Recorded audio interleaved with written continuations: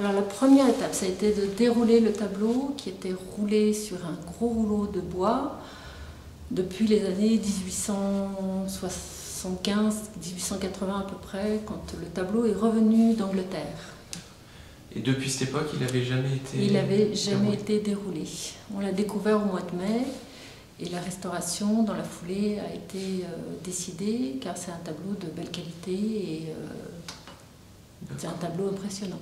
Alors les dimensions du tableau, il fait 4 mètres de haut par 3 de large et il représente un immense paysage avec le Cervin dans le fond et un premier plan de rocher. On a déroulé le tableau sur un lit de papier journaux de manière à pouvoir faire ce qu'on appelle un cartonnage, c'est-à-dire poser avec des papiers et une colle particulière une protection sur la couche picturale qui, en séchant, se tend et met le tableau comme sous vide.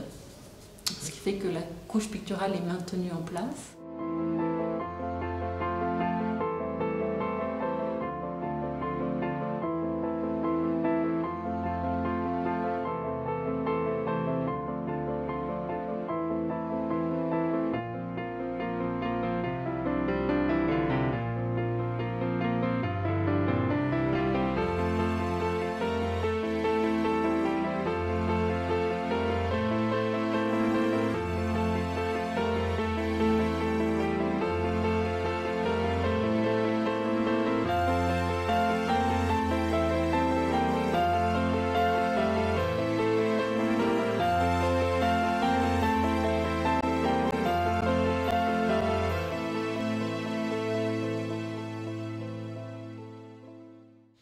Une fois que cette étape-là est réalisée et bien sèche, on retourne le tableau. Maintenant, on a vers nous le dos du tableau, donc la toile, et donc je vais pouvoir à ce moment-là réintroduire de la colle de peau de lapin chaude et repasser de manière à ce que la colle de peau rentre bien dans les fibres de la toile et régénère la préparation de la peinture.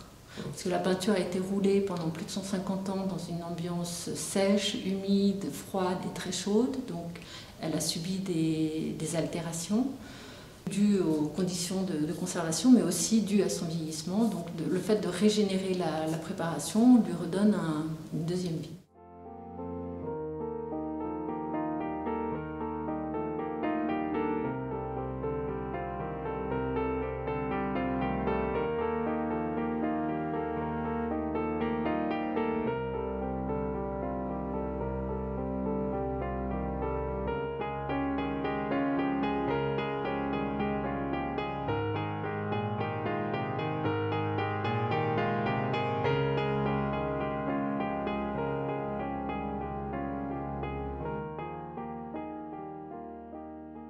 Chaque étape demande du temps de séchage.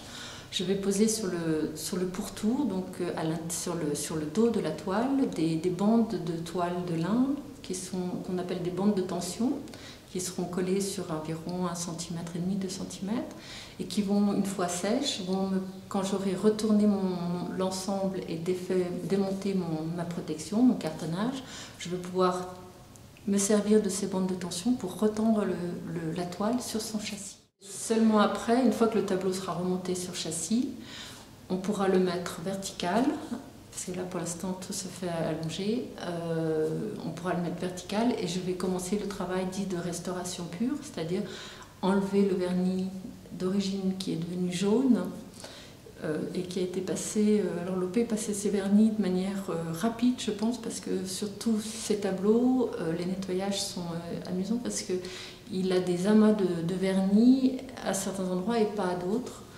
Donc et là c'est encore le cas, il y a des endroits où le tableau est très jaune, des endroits où il l'est moins, et le vernis a été passé de manière très irrégulière.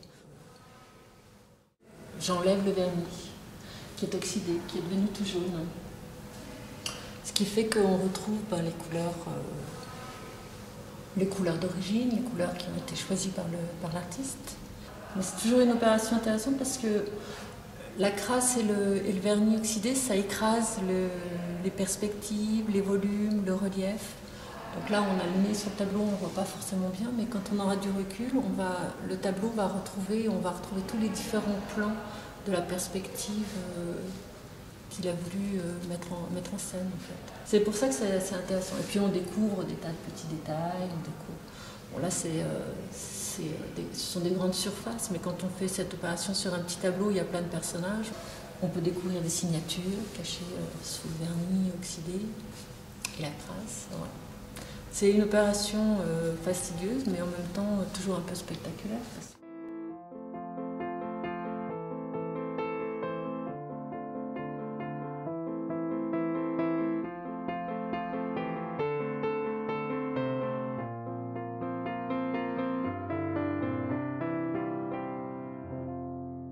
Alors les opérations suivantes, ça va être le masticage des endroits où il y a des lacunes, comme sur les rochers, là on les voit bien. Voilà, la toile elle est encollée de colle de peau, de lapin. Ensuite l'artiste posait une préparation qui est faite à base de colle de peau de lapin et d'une charge, ça peut être de la craie, du blanc de meudon ou quelque chose comme ça, qui était passée en couches plus ou moins épaisses selon l'effet qu'il voulait, qui était poncée parfois, etc. Et ensuite, il montait son dessin et ses différentes couches de peinture jusqu'au vernis. Donc en fait, sur un tableau, tu peux avoir jusqu'à 10 couches, 12 couches de différentes épaisseurs qui se superposent. Donc quand il y a un écaillage de la peinture et qu'on est à la toile, il faut réagréer. Je ne vais pas faire mes retouches directement sur la toile. Je vais poser du mastic qui est constitué de la même chose, du blanc de meudon et de la colle de peau de lapin. Donc je vais travailler cette matière-là comme un après. Et ensuite, ça va permettre de faire mes retouches par-dessus. Mais si je ne fais pas ce travail de réagréage, je vais avoir ma retouche dans un trou. Donc ça se verra, ça ne sera vraiment pas joli. Donc en fait, un tableau à l'huile ne se restaure pas à l'huile parce qu'il y a une question de réversibilité du travail, c'est-à-dire que mon travail ne va pas vieillir de la même manière que la peinture d'origine. Donc il faut que dans 70 ans, 50 ans, 100 ans, le restaurateur qui va intervenir après moi puisse défaire mon travail sans altérer la peinture. Les retouches sont faites avec des pigments purs qui sont en poudre. Et le liant, le médium, c'est du vernis, donc on appelle ça de la peinture au vernis.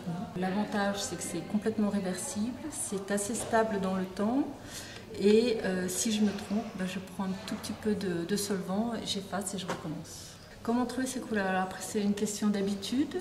Je sais que pour avoir un gris comme celui-là, il va falloir que j'utilise du bleu, de la terre de sienne, du blanc, de la terre d'ocre, et que ce sera un mélange grosso modo de ces 4 couleurs. Au fur et à mesure qu'on travaille sur un tableau, on apprend à reconnaître la palette de l'artiste, c'est-à-dire que pour les rochers, en fait, j'utilise 3 couleurs, c'est juste une question de dosage entre ces 3 ou 4 couleurs. C'est toujours la même chose. Une fois que j'ai trouvé la palette de l'artiste, c'est très simple, je joue avec. Et chaque artiste a sa palette, c'est-à-dire qu'il utilise plus de tel ou tel pigment que d'autres. Les rouges qu'on a sur les rochers, c'est de la terre d'ocre brûlée. Il n'y a pas de rouge, il n'y a pas de rouge carmin, il n'y a pas de bleu ciel, il n'y a pas de vert émeraude, il y a toute une palette de couleurs qui ne sont pas utilisées dans ce tableau-là. À partir de l'observation que je peux faire de la peinture de Lope, je comprends, je retrouve les pigments qu'il a utilisés et j'utilise les mêmes. Donc c'est une peinture à l'huile, il a utilisé des grands aplats et il a monté ses couleurs, c'est-à-dire qu'en fait il a dû faire un fond global, je pense, et par-dessus il a rajouté différents points de vue de montagne, donc avec des couleurs différentes pour donner la perspective, jusqu'à arriver à des couleurs beaucoup plus concrètes, comme le premier plan des rochers. On a l'impression qu'il est parti du ciel et qu'il a monté tous ces différents plans jusqu'à arriver au premier plan qui est qui est presque réel. Le papier de bordage, c'est donc du papier gommé que je pose en ajoutant de la colle de pâte. Elle a une vocation esthétique, c'est-à-dire qu'elle cache la tranche avec les clous et les bords qui ne sont pas forcément très réguliers. Et elle a également une vocation conservative. C'est-à-dire qu'elle va protéger cet angle-là du tableau qui est la partie la plus fragile puisque c'est là que se font les tensions quand il y a des variations d'humidité ou de température.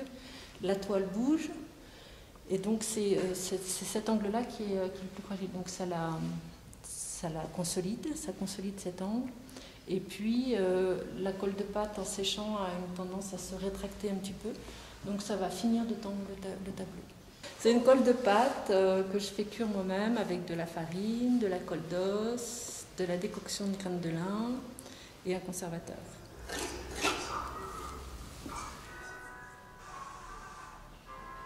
Alors le vernis final, c'est un vernis un peu épais qui met 48 heures au moins à sécher, minimum au toucher. Il ne faut pas faire de poussière. Et c'est un vernis qui est brillant là, mais qui en séchant va se matifier un peu, va devenir plus satiné. Simplement, comme on a un tableau avec des zones d'empattement, des zones très lisses et des zones intermédiaires, la peinture ne boit pas le vernis de la même manière partout. Donc il y a des zones qui vont devenir plus mates que d'autres. Donc je serai probablement obligée, vendredi, de refaire un vernis final pour avoir quelque chose de plus uni.